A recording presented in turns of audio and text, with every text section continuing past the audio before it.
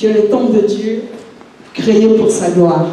Proclame avec moi, je suis le temple de Dieu, créé pour sa gloire. Je suis le temple de Dieu, créé pour sa gloire. Alléluia. Dieu t'a créé pour une seule chose, pour sa gloire. Alléluia. On va lire Exode chapitre 33, versets 2 à 3. Monte vers ce pays où coule le lait et le miel, mais je ne monterai point au milieu de toi, de peur que je ne te consume en chemin, car tu es un peuple au cou roide. Alors c'est Dieu qui parle à Moïse. Dieu est en train de conduire Israël vers la terre promise, vers la terre où coule le lait et le miel. Et en fait, Dieu dit à Israël, il dit, je chasserai tous tes ennemis au-devant de toi. Tu seras libre de leur oppression. Et tu iras dans le pays là où coule le lait et le miel. Et tu jureras de toutes ces bénédictions-là. Mais ma présence ne sera pas avec toi.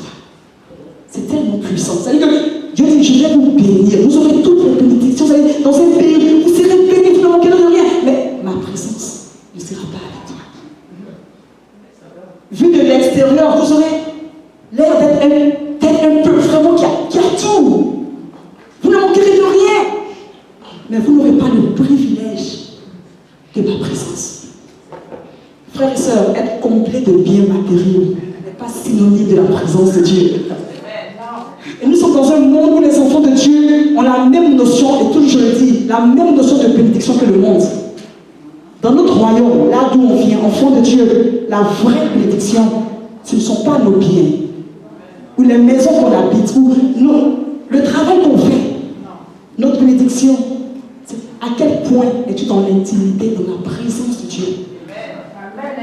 On peut être dans la terre promise, on peut bénéficier de tout ce que la terre promise a, sans avoir la présence de Dieu. Parce que pour Dieu, l'ultime bénédiction, c'est sa présence. Pour Dieu, la définition du mot bénédiction, c'est sa présence. C'est extraordinaire que Dieu dise à Israël, je chasserai devant toi tous tes ennemis. Et tu vas jouir de la terre promise, mais tu n'auras pas ma présence. La bénédiction de Dieu, c'est la présence de Dieu. Et Dieu désire que sa présence soit notre partage. Et de tout temps, depuis que le monde est monde, Dieu a toujours ce désir-là. Le désir d'une relation avec l'être humain. Et il a toujours en lui ce désir qu'on soit intime à lui. Dieu ne cherchait pas juste des créatures. Dieu a fait des animaux. Ce sont les créatures de Dieu. C'est des êtres vivants. Mais la seule créature avec qui Dieu désire l'intimité, c'est toi et c'est moi.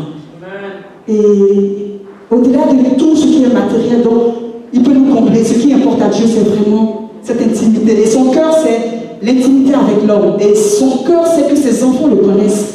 Et il est prêt à se faire connaître réellement à eux de façon spéciale. Et c'est son désir le plus ardent. Et chaque fois qu'il a créé l'homme, il a cherché à établir cette relation-là.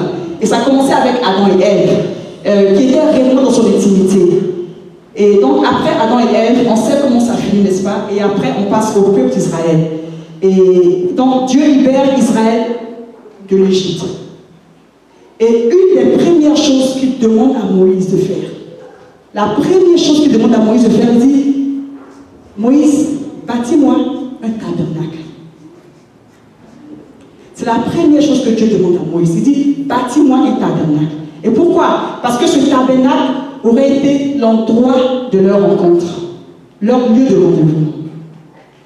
Et ce qui est extraordinaire, c'est que quand on prend Exode, à partir du chapitre 25, Dieu donne les moindres détails quant à la construction de ce tabernacle. Et quand je dis les moindres, c'est vraiment les moindres. Pas tous ces détails. Parce que le temple, le tabernacle était la résidence de Dieu. Et il fallait que tout soit fait comme lui, il le voulait pour qu'il y demeure. Il fallait que le temple soit bâti exactement selon lui, ses instructions. Et Moïse obéit. Et je t'assure que le tabernacle est construit exactement comme Dieu le veut. Et quand il est construit, donc tous les chapitres racontent comme ils ont pris le bois, ils ont pris ça. Et à la fin, ils ont fini de bâtir le tabernacle. Et quand ils finissent de le bâtir, ils le mettent sur place. Et Exode 40, 33 à 35, on va lire ça.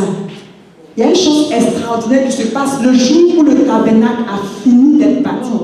La nuée couvrit la tente d'assignation et la gloire de l'Éternel remplit le tabernacle.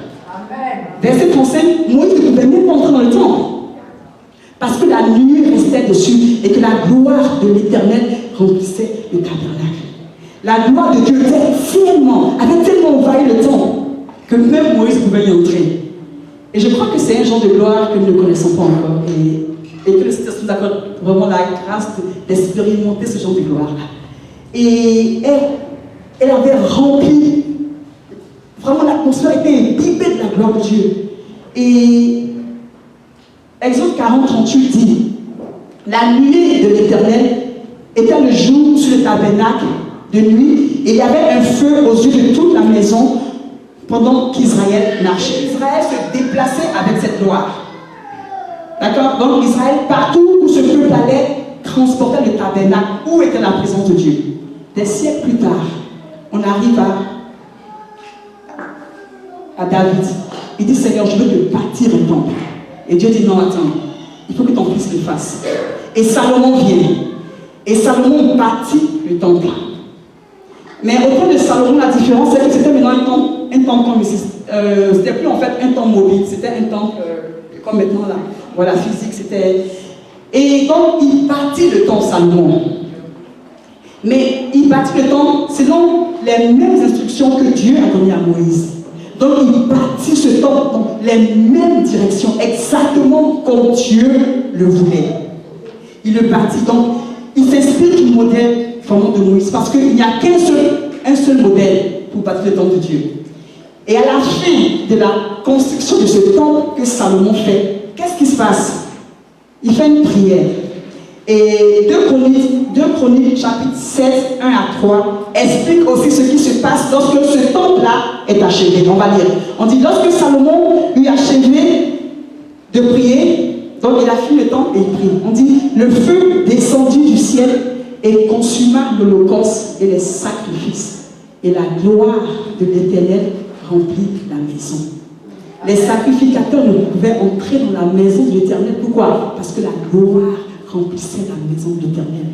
Tous les enfants d'Israël virent descendre le feu et la gloire de l'Éternel sur la maison. Ils s'inclinèrent, le visage contre terre, sur le pavé, adorèrent et louèrent Dieu en disant, car il est bon, car sa miséricorde dure toujours. Que se passe-t-il encore? Le temple est construit comme Dieu le veut. Et la gloire de Dieu aussi.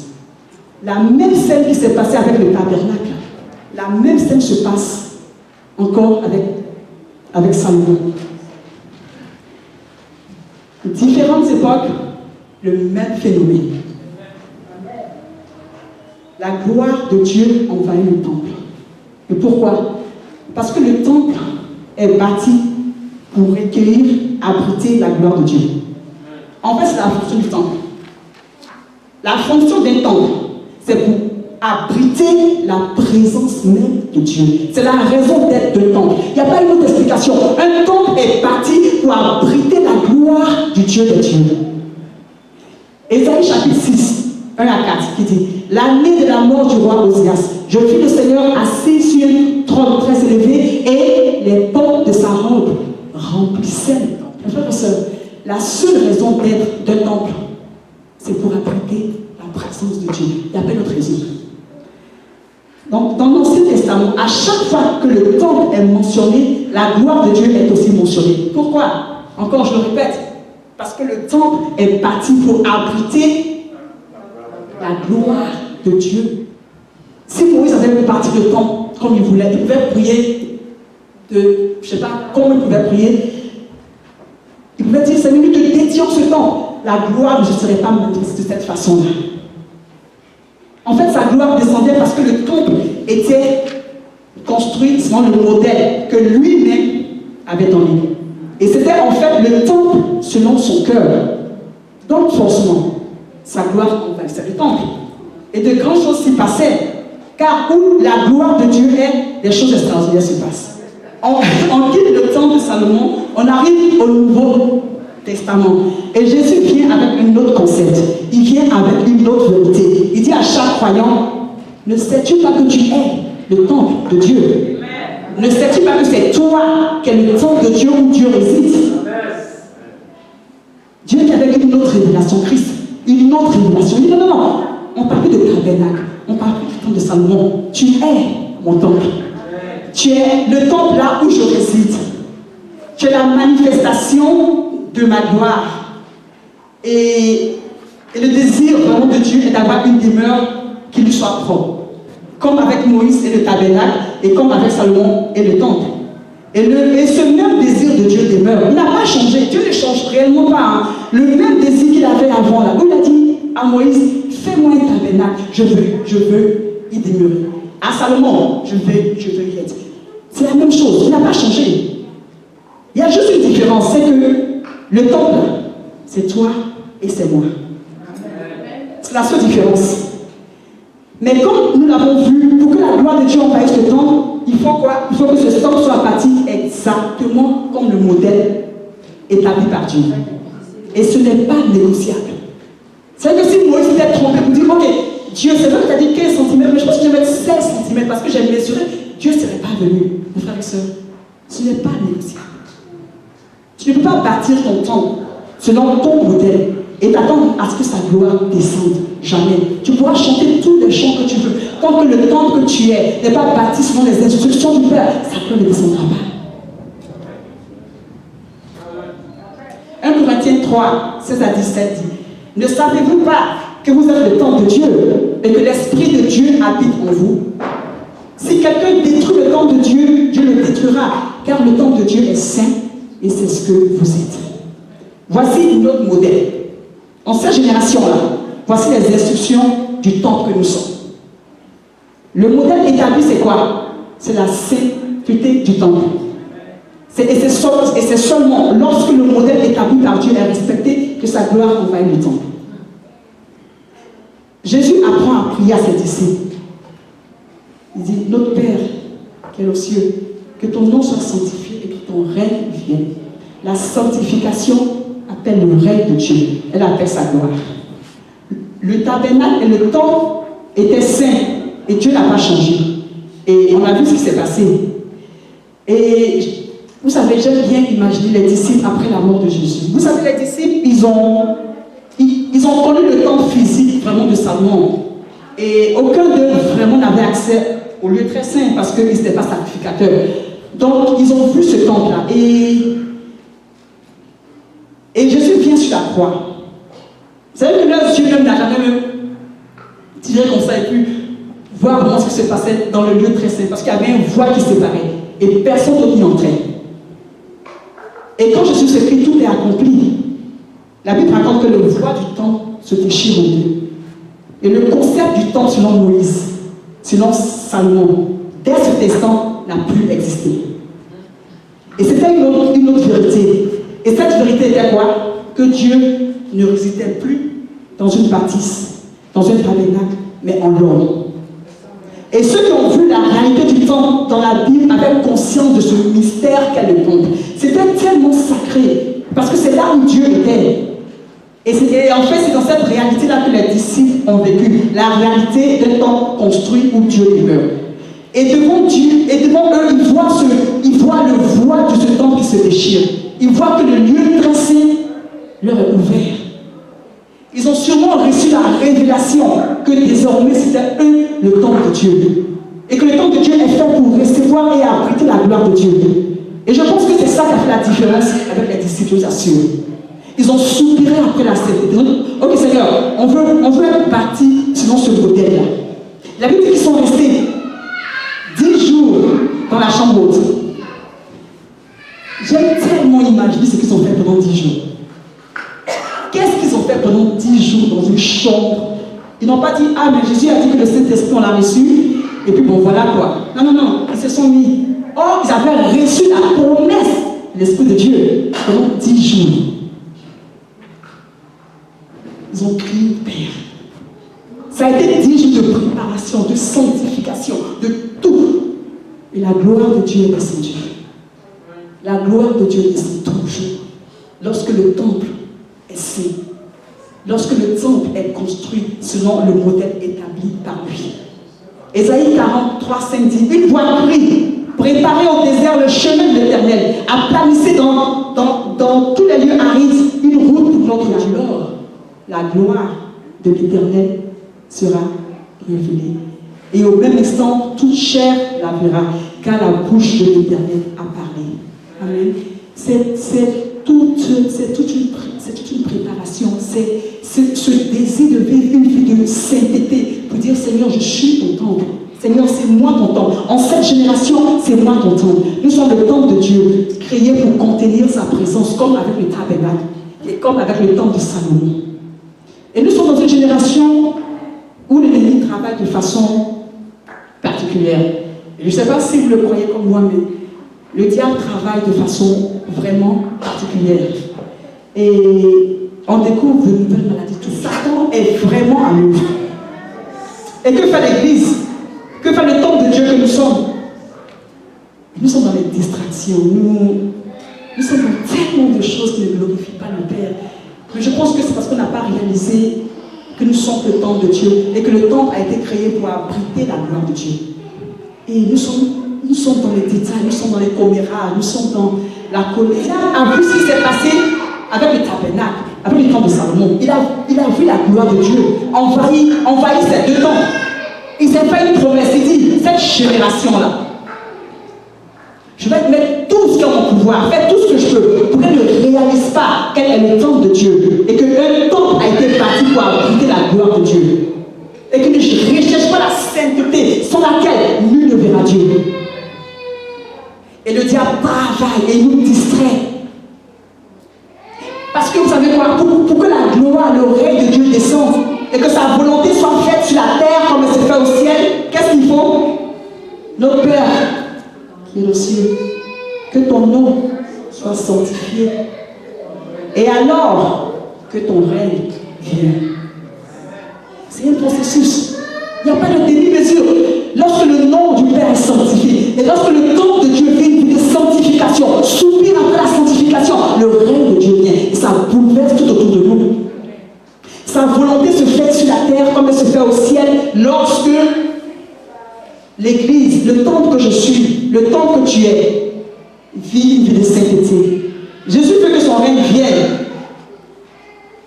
et qu'elle descende vraiment sur nous, comme avec Moïse, comme avec Salomon. Mais l'Église, et quand je dis Église, vraiment l'Église corps de Christ, nous laissons les petits détails qui nous fatiguent, le péché qui nous environne si facilement. Hébreux 12, 1 dit quoi? Dit, nous donc aussi, puisque nous sommes environnés d'une si grande nuée de témoins, rejetons tout fardeau et le péché qui nous enveloppe si aisément, poursuivant constamment la course qui nous est proposée. On se laisse tellement envahir par les détails que le diable envoie.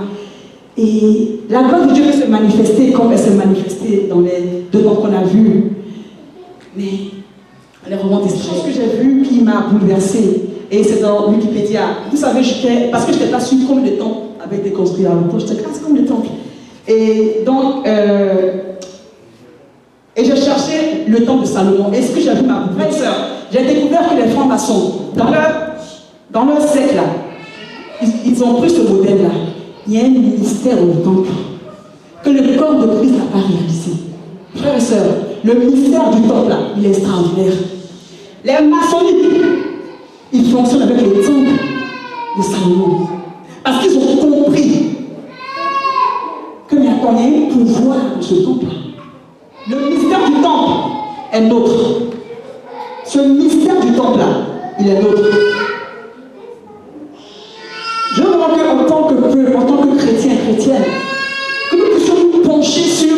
C'est pas juste une phrase. Je suis le temple de Dieu. Non, non, non. C'est tout un mystère, frères et sœurs. Quand j'ai commencé, j'ai dit qu'avant ça m'ennuyait tellement. Et un jour, le Seigneur a ouvert les yeux sur le temple de Dieu. Et ça m'a bouleversé, frères et sœurs. Cette semaine, vraiment, le lundi, je crois, le Seigneur m'a tellement parlé des petits renards. Et je me suis dit, Clarisse, tu te laisses tellement envahir par des petits renards. Il faut que tu avances, quoi. Il faut que tu avances. Ne te laisse pas distraire par les petits renards.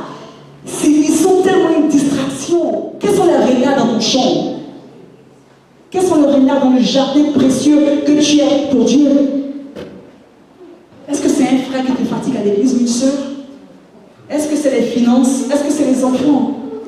Est-ce que c'est le travail? Encore, est-ce que c'est l'argent? Parce que souvent c'est ça qui nous fatigue. Est-ce que c'est les problèmes financiers? Qu'est-ce qui te fatigue? Quels sont les renards dans ton champ? Quels sont les renards dans ton jardin? Laisse tomber. Laisse tomber tous ces renards-là. Parce qu'on veut que le temps que nous sommes soit réellement inondés de la gloire de Dieu. Et frères et sœurs, il y a un prix à payer.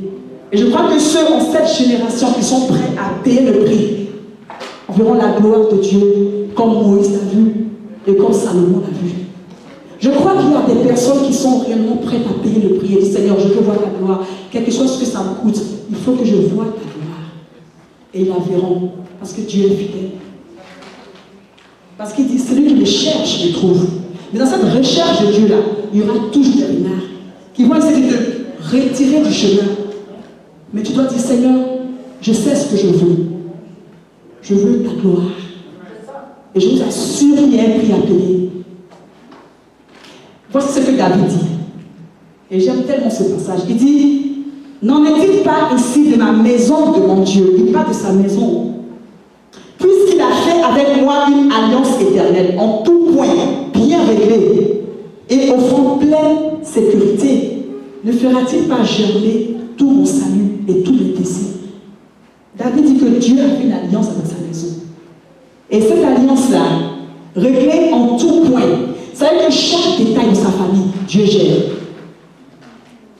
Il a fait avec toi, Dieu a fait avec toi une alliance réglée en tout point. Et cette alliance-là, il prend soin de toi. Toi, elle le regard fixé sur la gloire de Dieu. Le désir de voir sa gloire se manifester en toi, de voir sa gloire se manifester dans ton cœur, dans ta vie. Détourne ton regard de tes problèmes parce que Dieu prend soin de toi. Amen. Nous savons du reste que quoi? Que toutes choses concourent au bien de ceux qui aiment Dieu et qui sont appelés selon son dessein. Car ceux qu'il a connus d'avance, il les a aussi prédestinés à être semblables à l'image de son Fils. Afin que son Fils fût le premier-né entre plusieurs frères. Et ceux qu'il a prédestinés, il les a aussi appelés. Et ceux qu'il a appelés, comme toi et moi, il les a aussi justifiés. Et ceux qu'il a justifiés, il les a aussi glorifiés. Si Dieu est pour nous, qui sera contre nous? Lui qui n'a point épargné son Fils, mais qui l'a livré pour nous tous. Comment ne nous donnera-t-il pas aussi toutes choses avec lui? Mais on est tellement focus sur toutes ces choses-là qu'on oublie le sens de la vie de Dieu. Parce qu'on désire tellement de choses. Et c'est parce que ce que le diable passe pour nous distraire. Qui accusera les élus de Dieu? C'est Dieu qui justifie. Qui les condamnera? Christ est mort, bien plus il est ressuscité de la droite de Dieu. Il intercède pour nous. Qui nous séparera de l'amour de Dieu? Serait-ce la tribulation, l'angoisse, la persécution, la faim, ou la nudité, ou l'épée? Mais dans toutes ces choses, nous sommes plus que vainqueurs par celui qui nous a aimés. Car j'ai l'assurance que ni l'amour, ni la vie, ni les anges, ni les factures, ni les problèmes, ni les dominations, ni le manque d'argent, ni le manque de problèmes, toutes ces choses présentes, ni les choses à venir, ni la puissance, ni la hauteur, ni la profondeur, ni aucune autre créature ne pourra nous séparer de l'amour de Dieu manifesté en Jésus-Christ notre Seigneur. Dieu t'aime, Dieu nous aime. Et ce côté de nos vies là, il en prend soin. Tout ce qui nous concerne là, Dieu dit, j'ai fait une alliance avec toi. Tout ce que je demande, cherche à être le temple saint. Toi, c'est ta fonction. Moi, en tant que Dieu, je m'occupe de toi. Je te gère, je prends soin de toi. Ne te laisse pas distraire par tout ce que tu vas entendre. Et c'est réellement le cœur de Dieu. Il a fait une promesse dans Ésaïe 49, 15 qui dit: une femme oublie-t-elle l'enfant qu'elle a être? N'a-t-elle pas pitié du fruit de ses entrailles? Mais même quand une mère l'oublierait, moi Dieu, je ne t'oublierai jamais. C'est une promesse, c'est une assurance, c'est une alliance que le roi des rois a avec toi.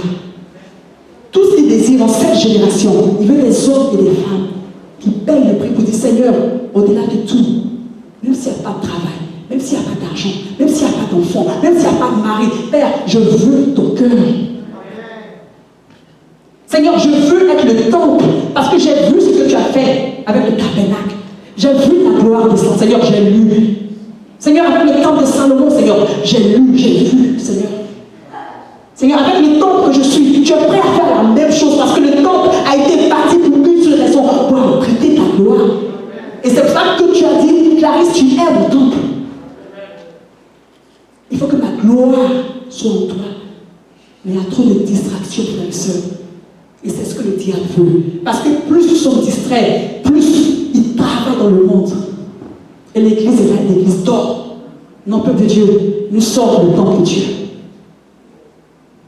Et la gloire de Dieu envahit le temple. Je vous assure que les satanistes payent le prix pour que le diable gagne du terrain. Ils payent le prix réellement.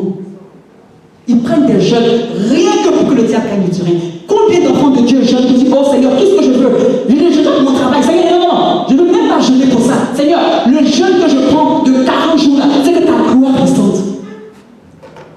Frères et sœurs, les satanistes le font. Combien d'enfants de Dieu qui se retirent près du temps, Seigneur, tout ce que je veux, c'est te ressembler. Nos jeunes, 95%, c'est Seigneur, je prends ce jeûne parce que je veux ça, parce que je veux ça, parce que je veux ça. Frères et sœurs, Dieu t'aime. Dieu t'aime. Tu es son enfant. Tout ce qu'il veut, recherche son cœur. Et cherche à abriter sa gloire. Abandonnons les rancunes, abandonnons les colères, les murmures, l'adultère et l'impudicité, parce que Dieu a un plan extraordinaire pour son nouveau temps que nous sommes. Il veut nous inonder de sa gloire. Son plan est que nous puissions nous déplacer avec cette gloire, comme Israël s'est déplacé avec le tabernacle. Nous sommes le temple de Dieu créé pour sa gloire. Et nous sommes la nation choisie comme Israël à l'époque. L'église est dans les derniers temps, j'ai presque fini. L'église est dans les derniers temps. Et cette église de maintenant là, moi je la vois comme l'église au temps de Moïse. L'église du tabernacle. Et pourquoi je dis ça? Parce que quand elle bouge, la gloire de Dieu bougeait avec Israël. Nous sommes son temple. Nous sommes l'église en mouvement. Dans cette génération, l'église est en mouvement, elle bouge, elle bouge, elle bouge. Et elle bouge avec la gloire de Dieu comme Israël. Et c'est réellement, frères et sœurs, le cœur de Dieu pour toi et pour moi. En cette génération, nous sommes le temple de Dieu. Et le temple de Dieu a été créé pour la gloire de Dieu. Tu es le temple de Dieu pour abriter sa gloire. Je suis son temple pour abriter sa gloire. Il faut que nos cœurs soupirent et qu'on espère ce que tu as fait avec le tabernacle. Fais-le en moi, parce que je suis ton temple maintenant. Ce que tu as fait avec le temple de Salomon, fais-le en moi, parce que c'est moi ton temple. Christ est prêt à le faire. Est-ce que tu es prêt? Est-ce que je suis prête? On va chanter. Que ta présence en moi devienne réelle. Parce que Seigneur, je veux une autre dimension de ta présence. Seigneur, je veux une autre dimension de ce que tu es. Je veux une autre dimension, Seigneur, je ne veux plus me laisser distraire. Seigneur, je suis ton temple. Que ta présence en moi devienne réelle. Seigneur, je veux être envahi de la présence de Dieu. Je veux être